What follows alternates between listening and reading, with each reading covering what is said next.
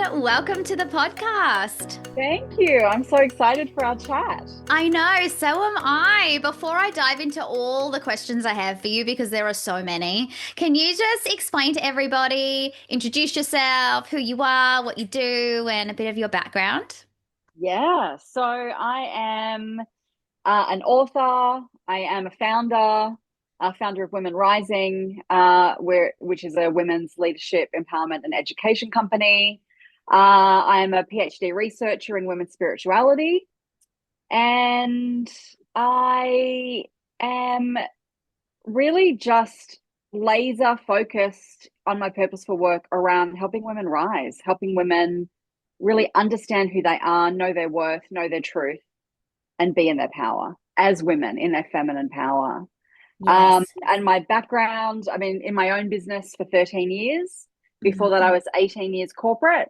And before that, I was an actress and a musician and a music producer. And yeah, that was the whole sort of first third of, not that I'm in the thirds yet, but in the first third sort of my life. So very mixed journey, Wow. leading me to where I am now. Oh my gosh, that's so much to unpack. I feel like there's so much going on there. So when you were in your corporate job and that corporate life, I guess we could say, what was it that actually led you to go, you know what, I'm gonna go in a different direction here. I'm gonna actually step into my own business and do my thing. And what was that process like for you? Yeah, look, it was a long process because Yeah. I thought I was a die-hard corporate. Like I no, enough. Firstly, I never thought I would ever be in an office. You know, when I was an actress Mm. and in the music industry, never thought for one second I would ever end up in an office. Like I was such a rebel. But once I got into my corporate career and into marketing, like I just fell in love. So it was amazing until it wasn't, and it was a long process to really look around and say and just really see, like, there's no other job that I want. Like I really want to work more deeply in women's leadership, in women's empowerment. I want to coach, I want to speak, I want to write. It Mhm. doesn't fit. And so it Yeah. was about a 4-year process to really clarify that for myself, to get really clear on my purposeful path, and then to get the courage and the exit strategy, because I was a single mother, to say, okay, like I can do this, and I'm gonna take the risk, Mhm. um, and take the leap. So yeah, it was a And long it process. paid off. It really did And pay off. it paid off. I mean, it hasn't always been, any founders listening will know it hasn't always been smooth sailing. But yeah, like it's absolutely paid off now. Mm. But it always paid off in terms of, when we are doing and living our purpose, Yeah. even if it doesn't look like what we thought it would look like, it's still success, right? Yeah, absolutely. And I think, I'm such an advocate for women. And when I was in the corporate world myself, you just saw women like slashing each other down and like not supporting each other and getting judged. And it was not necessarily the nicest place to be at times when you saw people not supporting each other and women just feeling less than, I guess. And I wanted to ask you because you do say, that women are told to be more confident, and but when we are, we're often judged like really harshly for that. Can you tell us how you think women can build confidence that's not about proving something but more about staying true to themselves? Yeah, so just let's just go straight into one of the biggest questions. I love that. It's such a big topic, right? And Yeah.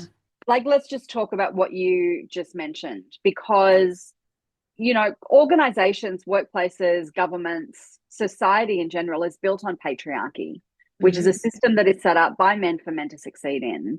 And it's not men's fault as such, but it just is the way it is. Yeah. And so there are so many rules and constructs that are placed on women. Hmm. One of those is this scarcity mentality that you reference, where women, in the past, I think it's getting so much better, but in the past, there was one seat for a woman, on a leadership team, or there Yeah. was, one place on a project for a woman. because that was considered, well, we have equality. There's a woman in the room, right? It's so Yeah. crazy.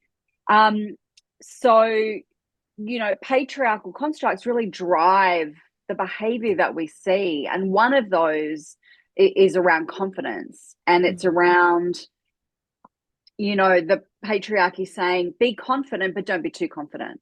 Yeah. Because if you're too confident and you step too far outside the gender norms of what we expect a good woman to behave like, kind, nurturing, taking care of everybody else, not ruffling any feathers, not speaking up too much, right? This is all gender expectations, then we Yeah. will cut you down. Mm. And that is still the case today. And then women, we internalize all of those messages Yeah. and we think it's just us. Like we think it's a me problem, when Mhm. in fact, it's a societal problem.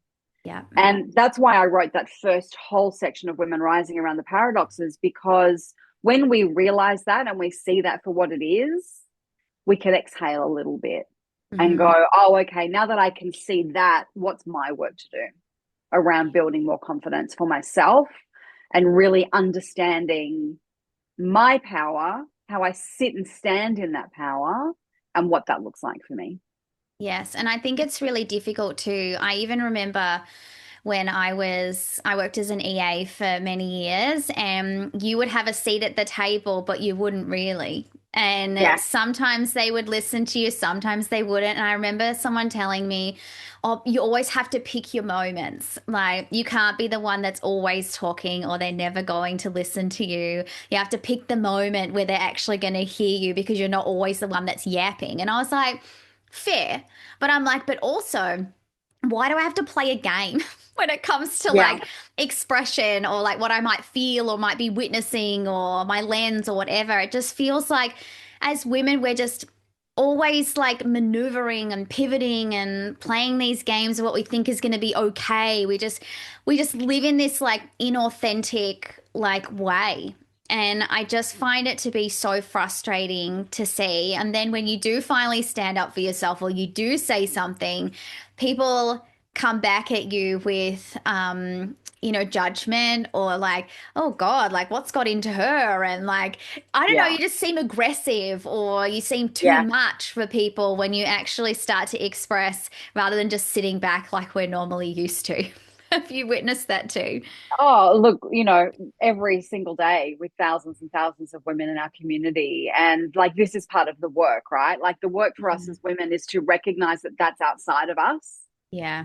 and it's not because of us.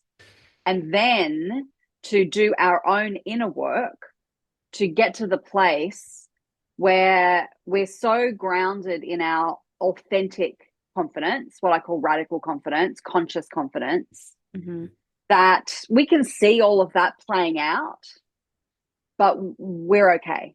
Like we're okay. We're grounded in ourselves. We're in our presence. We're in our power. Hmm. And we can see it for what it is rather than putting it on ourselves.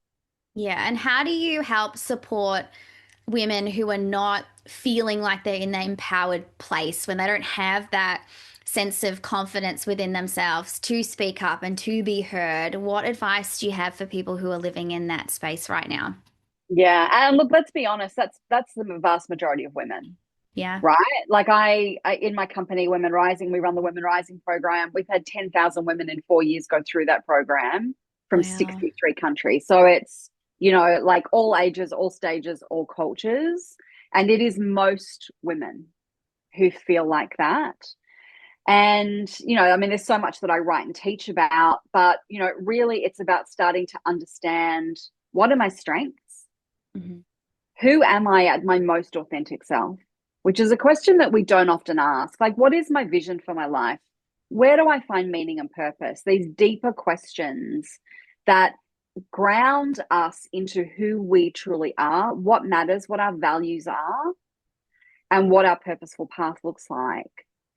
Because when we start with that foundation, we're really anchored Yeah. into ourselves versus sort of floating on the wave of, what does this person say about me today, and what are they, and what happens in the meeting, and then we're just blowing in the wind of other people's expectations and opinions of us. And then there's a whole lot of different, work that we do around confidence. But one of the most important is to really start to understand and befriend our inner critic, which is Yeah. that voice in our head that is constantly telling us what we should do, how we should look, what we should behave, who we're comparing ourselves to today, all the ways that we're not measuring up, and start really understanding and unpacking that inner voice and how it is in so many cases, in most cases, until we start doing this work, running our lives. And Yeah. once we start really doing that inner critic work, and I write about the 13 archetypes of the inner critic, so we really can go deep. Um, Again, like it's another layer in our foundation of groundedness in who we are, what we want, and how we want to show up in the Yeah. world, and being in control, having agency over our thoughts, our choices, and our lives. Yeah, and I think that inner critic is massive. Like I think that it tries to save us. It's the other way I can try and put it. Like it tries to protect us and keep us safe and do all the things, but it's so detrimental when you allow that to be in the driver's seat and you're Yes. just living in that scarcity, fear-based energy all of the time. And when it comes to like how do we recognize when it's our inner critic or it's our intuition? Like, how do you teach people to differentiate between the voices, I guess, that are in The our voices. minds? Yes. And it is the voices. Like it's such good Mm, framing.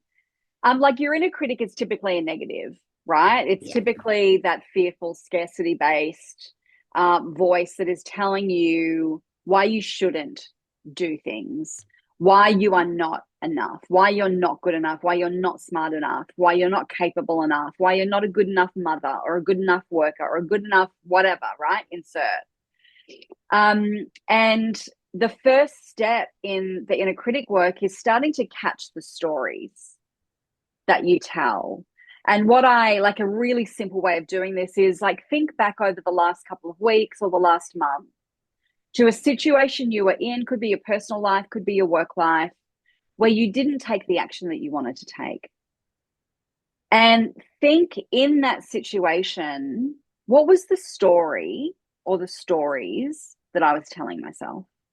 So if you're in a meeting, it may be that you want to speak up and you go to speak up, and then your inner critic pipes up and says, relating to your story before, Mm. oh, you can't speak now, you just spoke. They're going to think that you're whatever, right? You're Mm. stupid, you're chatty, you don't have enough depth, whatever it is.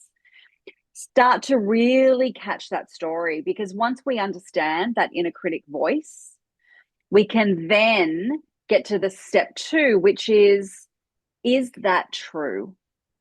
Is that true? We start to challenge and disarm the stories that we're telling ourselves. And sometimes there will be truth, in that inner critic story. And a lot of the time, it's not true. And we can pick a better story for ourselves. So, step three is get to the reframe. How do I turn my thoughts into action, which is what confidence is by, research definition. Confidence is the ability to turn our thoughts into action. We want to be able to get to the challenge. We've got to interrupt the cognitive dissonance that's going on inside our brains when we're in this inner critic loop. Because if we stay in it, it is a negative emotional and mental downward spiral that leads us to be feeling stuck and Yeah. feeling like we're less than. Hmm. It's so true. And you can get in that loop.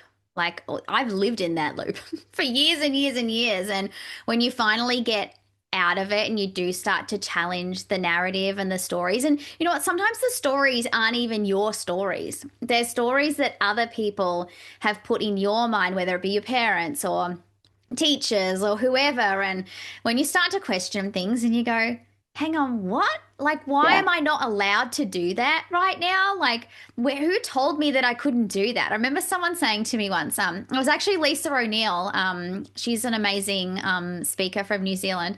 And she said that she went to, her daughter came up to her and said, oh, I want to get my ears pierced. And she goes, what are you talking about? You can't get your ears pierced. You're not 10. And then she was like, wait, what? Why do I have to be 10? And she goes, I don't know. And then she goes, Yeah. wait, my mum said that to me that had to be 10 in order to have my ears pierced. And she goes, Yeah. stuff it, get in the car, we're going. But isn't it funny that that wasn't even her narrative?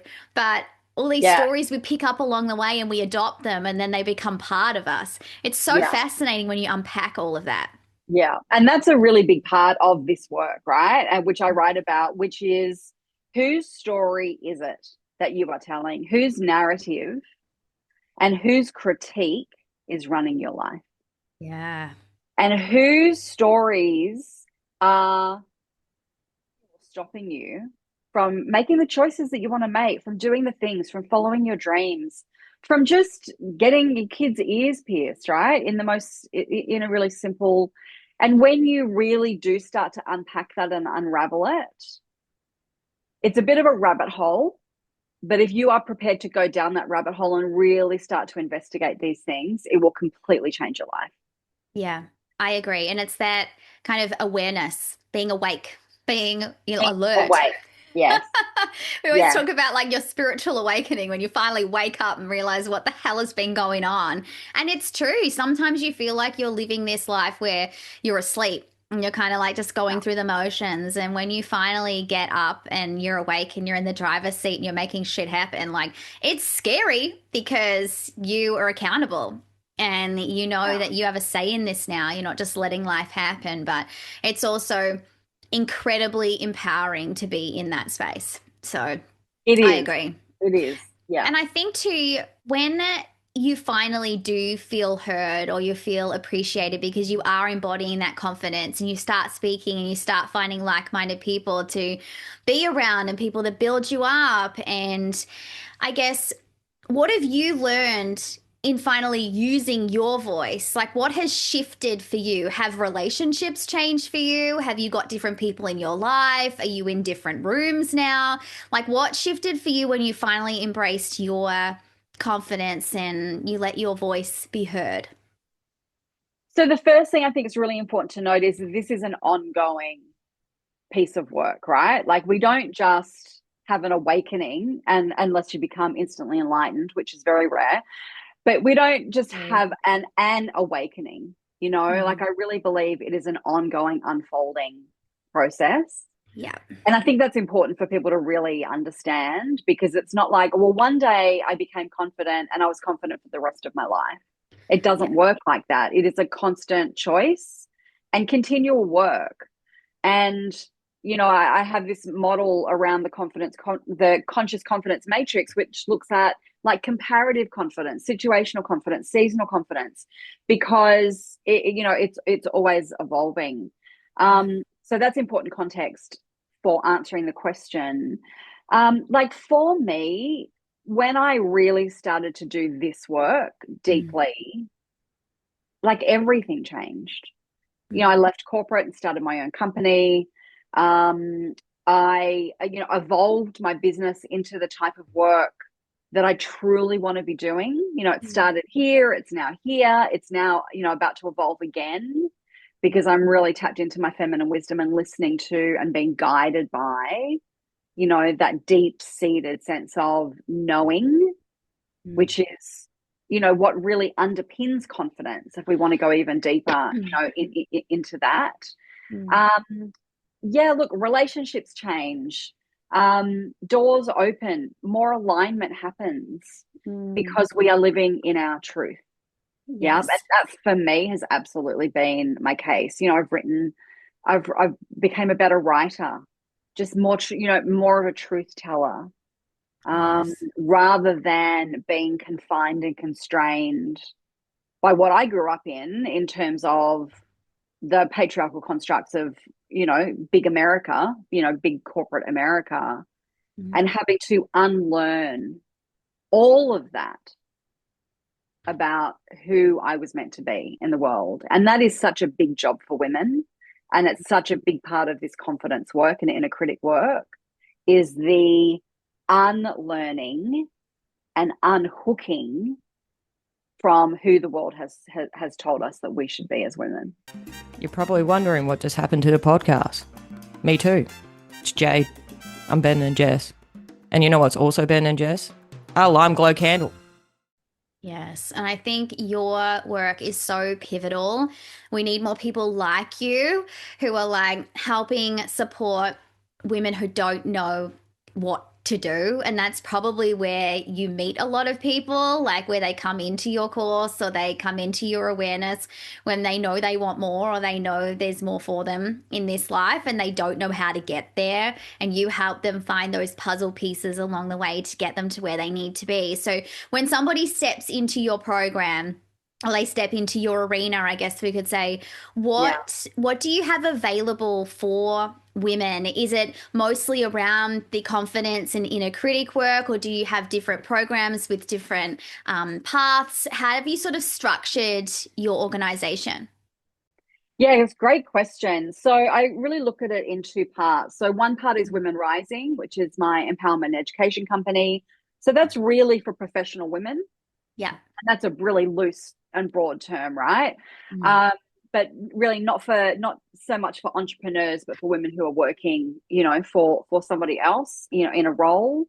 And that is where we have the Women Rising program, which is our 4-month fully virtual, online career leadership and life development journey. That's where we've had 10,000 women in 4 years. It's a phenomenal experience. And organizations put women into that, individual women, come into that community. We have around 1,000 women per cohort. It's just Wow. phenomenal. Yeah, it's amazing. And on womenrisingco.com, like we have heaps of free resources and just everything about your career leadership and life that Mm. you need, a lot on confidence, a lot on, career, life vision, and all of that work. The Women Rising book, that came out last year. And then at Megan, I hate talking about myself in the third person, but at megandallacamina.com, like really my personal brand and work is where I really go deeper into my writing and teachings around feminine power, feminine wisdom, women's spirituality, which is my PhD research, which I could talk all day on. My other book, Simple Soft Sacred, and we've just started doing these like 7-day reset programs, Oh, I love which is like that. email based, super deep but accessible, like $27, where Mm. you can really start your journey. So we've released the Feminine Wisdom one. We're just about to release a Building Better Boundaries one, and then we're going to do an Inner Peace Activation one. So, like, there's a whole series of these coming because I feel like women need a soft place to land and an Mm. easy entry point Yeah. so that they can start and do something, even if they feel like, well, I'm not up for a whole life transformation, Mm. but I need some help. Like, I need to know how to tap in to my inner wisdom more deeply. Okay, great. Go get Awakening Feminine Wisdom, 7 days. Yeah. It'll change your life in 7 days, but it's super simple. Or I need to build better boundaries, or like I just need a book to sit on my bedside table for some encouragement and light. Go get Simple, Soulful, Sacred. So really, these entry points around just supporting women to come home to themselves. Yeah. Like that's really what everything that I do and teach Hmm. is about, because I feel like we all need that. We all need that guidance and support. Yeah, and I think I love how you mentioned like tapping into your inner wisdom and what you already know to be true. And I'm so keen to know your thoughts on how you incorporate your own spirituality into your day-to-day life and how you've utilized, I guess, your inner knowing to create this business and to live the life that you're living. How have you always been very spiritual, or has that been something that's just come along the way for you? What's your experience been? Yeah, that's a great question. So I like if I think about like my teenage years, I was really spiritual. Um, and I was a rebel, like a big rebel, but I think that was part of it. Like I was just forging my own path. Mm. Um, and then when I hit the corporate world, it was like, all the water got poured on the fire Yeah. for a long time. And it didn't mean that I wasn't still a seeker and I wasn't still reading and, really into, spiritual books and all the rest of it. But I didn't have a deep spiritual practice. Yeah. And then I had a really bad burnout. sort of 7 years before I left corporate in my mid 30s, really like bad, like Courtney, welcome to the podcast. pretty, really bad. I had a really bad burnout in my mid 30s. And that was then the next spark for me on my spiritual journey. And I went and did my yoga teacher training. I went and did a master's degree in wellness and positive psychology. And I really started to fuel that fire around getting back to my spiritual core. And now, I mean, gosh, for the last sort of 12 years, I have very, very deep spiritual practice. So I would be in spiritual practice for 2.5 hours a day, morning and evening. And that's, meditation, it's Kriya, it's breath work, it's mantra practice, it's japa practice, it's spiritual teachings and wisdom teachings. And then I really look at my whole life as a spiritual practice.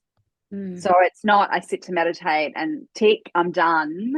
It is really this act of continual presence throughout my day, and that continually bringing myself back to myself, back into alignment, and connected to source is a continual process for me. And that's now I'm doing my PhD in women's spirituality as well. So I'm really starting to bring this through in my teachings as well.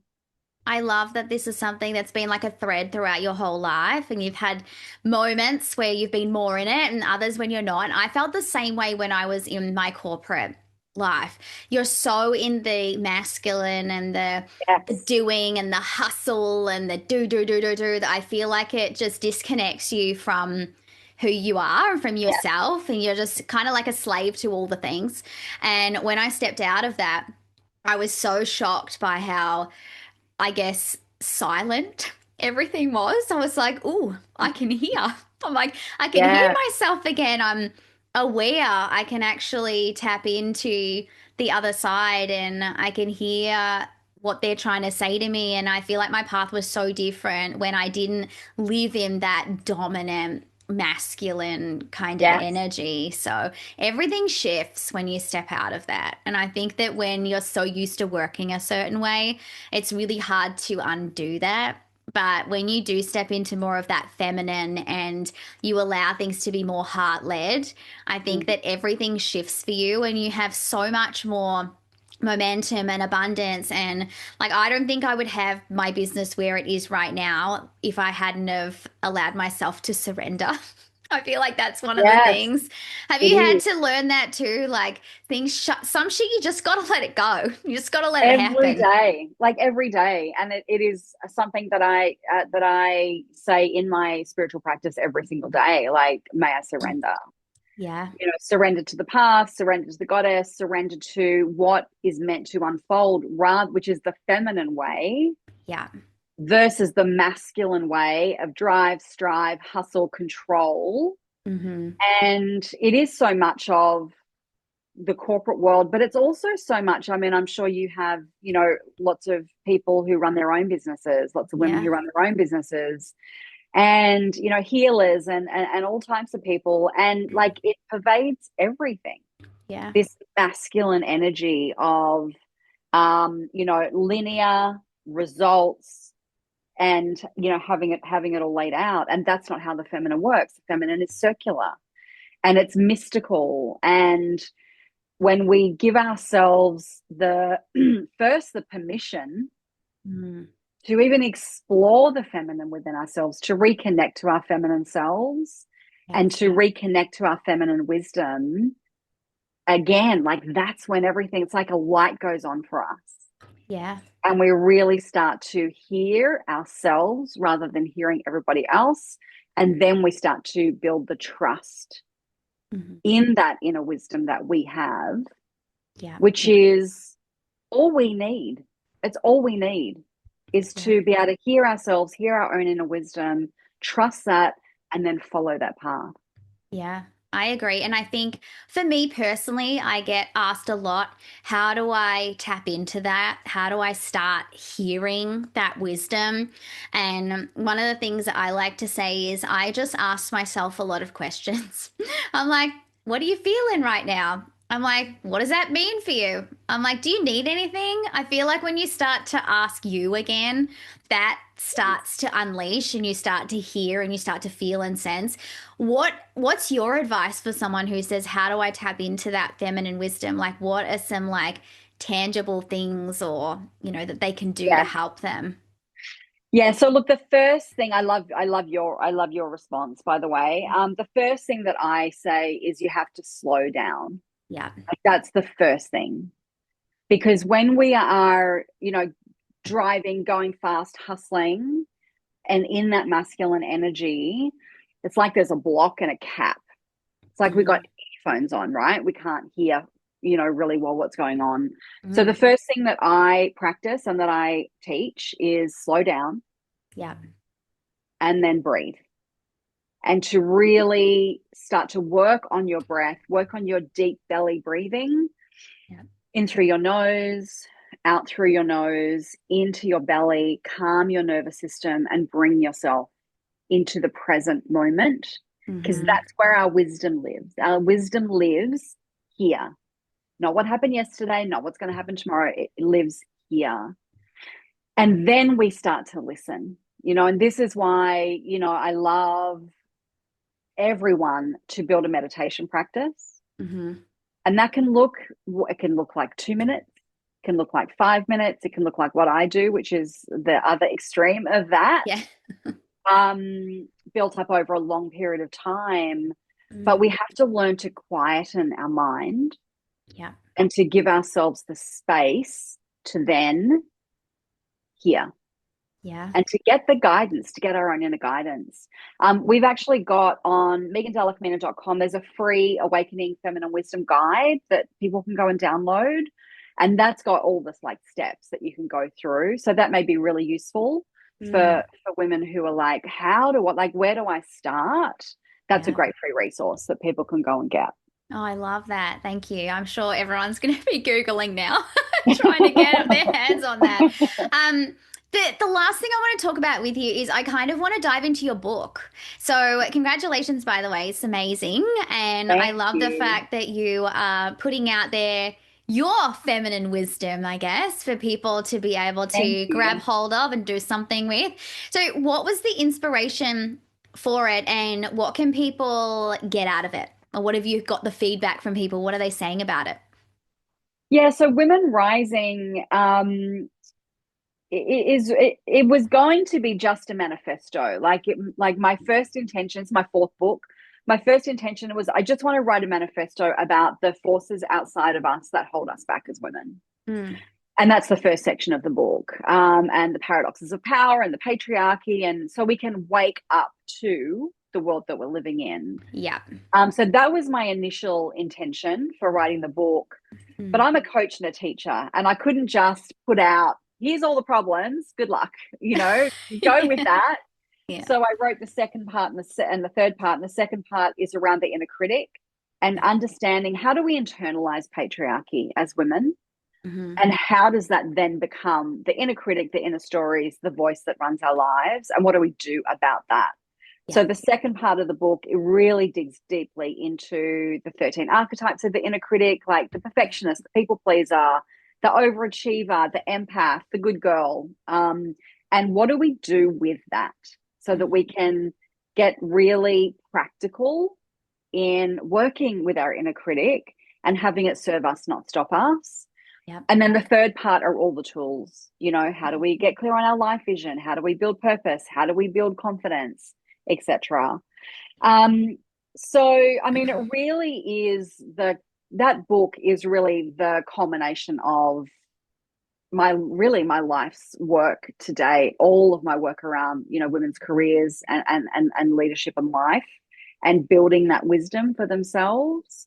The feedback has been phenomenal. Like, been so grateful to receive the feedback of, number one, helping women really understand it's not just me. Mm-hmm. and I'm not the problem. Yeah. And that is so liberating, right? When we start to see the forces outside of ourselves. Mm. So that's been incredible feedback. And then, you know, just giving women the tools to be able to be empowered, to see the inner critic and go, oh, that's why I'm not taking the action I want to take. That's why I feel so crap about myself. And then have the tools to go and, you know, unpack that and work with that in really simple, practical ways. Yeah, I've got a lot of amazing feedback around just embodying the work rather than knowing it cognitively. How do we take that? How do we embody that? How do we live that to make our lives better? That's really the whole point. I love that. I'm so glad you're getting such amazing feedback. That makes me so happy for you. And I'm sure everyone's going to be running out, getting their hands on this book. So I love it. Before we get into my wife's random questions that she has for you, and that was her before, by the way, was interrupting us. She's editing another podcast. And I was like, Jade, I'm like, shut up, man. So you're here in the middle. We both go, what the hell was that? That's what that was. Anyway, so how can everyone connect with you? Easiest way, megandallacamina.com. Yeah. Or Megan Dalla-Camina on all social media. Beautiful. I love that. All right. Well, before we go, I have Jade's random questions for you. Oh my God. All right. Your first question is, why doesn't 8 and night rhyme? They are spelt pretty much the same. Oh, that's a random question. Say it again. So I'm super jet lagged at the moment, so my brain is not fast. Oh, you poor thing. Oh my gosh. So why doesn't 8, like the number 8, when it's written out, and night rhyme? They're spelt pretty much the same. I don't know. I know, right? So weird. It literally just got one different letter, but 8 and night, very different. That's so different. Look at it blow your mind when you're jet lagged. My inner critic is like going, oh my God, you're so stupid. Why don't you know? Oh my God, too funny. I don't know either. It's just random, but it's a thought. This is what all her questions are thought provoking. Anyway. Oh, so they're not meant to have an answer? Then I think my inner critics just calm down. No, there is no answer. It's just who knows? Why not? Who knows? You know? It's bizarre. Right. I'm not going to be able to think of anything else all day other than that now. Oh my God. All right. Your second question. Does all hair taste the same, or does it change with color? Oh my goodness. I have to go do a taste test now. I have to go and like pull people's hairs out of their head and taste them so I can answer that question. I'll come back to you. Yeah, do a lineup. Get a blonde, a brunette. I'll put it into my research, shall I, for my PhD? I would love that. Okay. Devonshire scones, what goes on first, the cream or the jam? Oh, no, the jam. 100 million %. Always the jam, then the cream. Like, I agree. How would you do it any other way? How are you going to put the jam on top of the cream? It's too heavy. It doesn't work. You'd have to blob it. Yeah, but then the cream's light, so the cream is going to just go splat. No, I'm very firm on that. Me too. Has to be jam first. Oh, now I want a scone. I want a scone today as well now. Oh, you're going to be eating hair and scones. Hopefully not together. I love it. Well, thank you so much for being here. I've absolutely loved chatting to you. Thank you. I've loved it as well. Thanks for having me on.